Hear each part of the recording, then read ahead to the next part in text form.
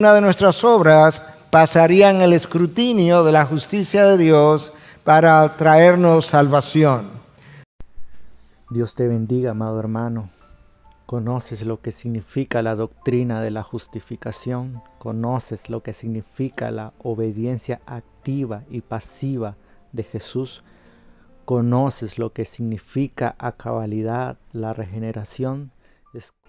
Sermón del pastor Miguel Núñez, que nos explica lo que significa esta gran doctrina que dio inicio a la Reforma en Alemania. Refiriendo a la doctrina de la justificación por la fe, que en esencia establece varias cosas. Número uno, ninguno de nosotros puede ser salvo por obras, por las obras de la ley, dada la corrupción moral que existe en nosotros, sino que esa persona es salva por gracia, por medio de la fe, cuando la fe es depositada en la persona de Jesús, habiendo sido justificados por fe. Es una doctrina cardinal que Pablo, una de nuestras obras pasarían el escrutinio de la justicia de Dios para traernos salvación. Número dos, sabiendo eso y siendo eso la realidad, Cristo se encarnó y cuando vino cumplió a perfección las obras de la ley a través de su vida, su muerte y su resurrección. Nosotros necesitamos las tres cosas. Cuando Cristo obedeció la ley a la perfección, en teología llamamos a eso su obediencia activa. Pero luego, entonces, al final de sus días, estando él todavía sin pecado, fue a la cruz, se ofreció como sacrificio sin abrir su boca y voluntariamente se ofreció en tu lugar y en mi lugar, y a eso llamamos la obediencia pasiva de Jesús, y nosotros necesitábamos ambas cosas.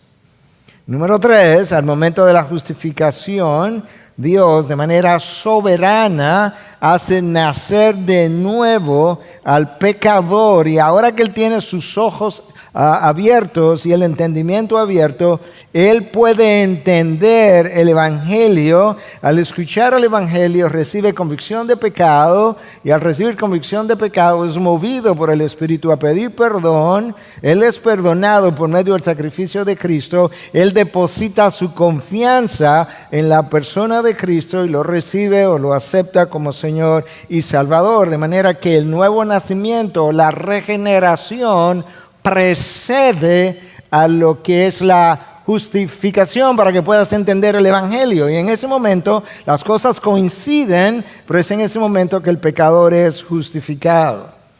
Al mismo tiempo, la sangre de Cristo derramada a favor del pecador aplaca la ira de Dios, y a eso llamamos propiciación, pero a la vez Dios es propiciado, pero también la pena del pecado es pagada en ese momento, es por medio de la gracia que todo eso ha ocurrido. Por eso hablamos de sola fide, o salvación solamente por fe.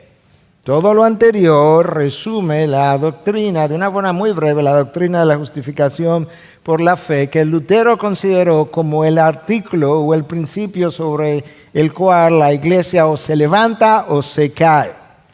De hecho, en la opinión de Lutero, si una iglesia negaba la salvación por fe solamente, negaba toda la fe cristiana, convirtiendo el sacrificio de Cristo en inservible.